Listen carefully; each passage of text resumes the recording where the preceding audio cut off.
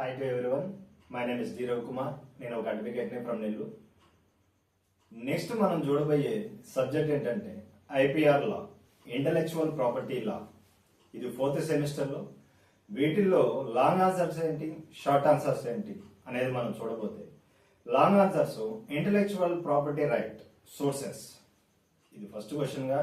అట్లాగే copy right, what is assessment, board, powers and functions of a copy right, ఇది second question. అట్లాగే third question లో మనం infringement of a copy right, ఇది చాలా important. ఇది థర్డ్ క్వశ్చన్ ఎస్ఏగా చూస్తాం. అట్లాగే trade mark or doctrine of deceptive similarity, ఇది చాలా ఇంపార్టెంట్ ఫర్ లాంగ్ ఆన్సర్ కానీ అలాగే పార్ట్ సికి అయినా కానీ ఇది చాలా ఇంపార్టెంట్. అట్లాగే పేటెంట్ విత్ సైలెంట్ ఫీచర్స్, ఇవి 5 మనం లాంగ్ ఆన్సర్ గా చూస్తాము. వీటిలోంచే మనకు పార్ట్ బి వచ్చే ఛాన్స్ ఉంటుంది.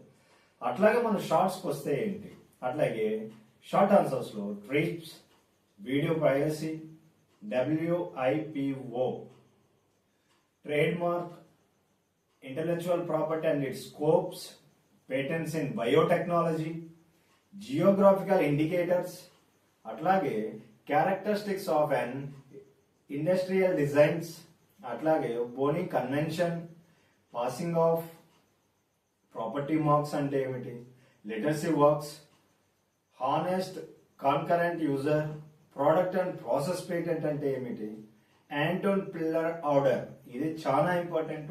షార్ట్ ఆన్సర్ కానీ లాంగ్ ఆన్సర్స్ కానీ కొన్నిసార్లు రావచ్చు ఇది. అట్లాగే deceptive similarity, fair dealing, piracy of industrial design, దాని తర్వాత పేటెంట్ కార్పొరేషన్ ట్రీటీ, ఇవన్నీ షార్ట్ గా మనం చూస్తాం. ఈ రెండిట్లో నుంచే పార్ట్ సి రావడానికి ఎక్కువ ఛాన్స్ ఉంటుంది.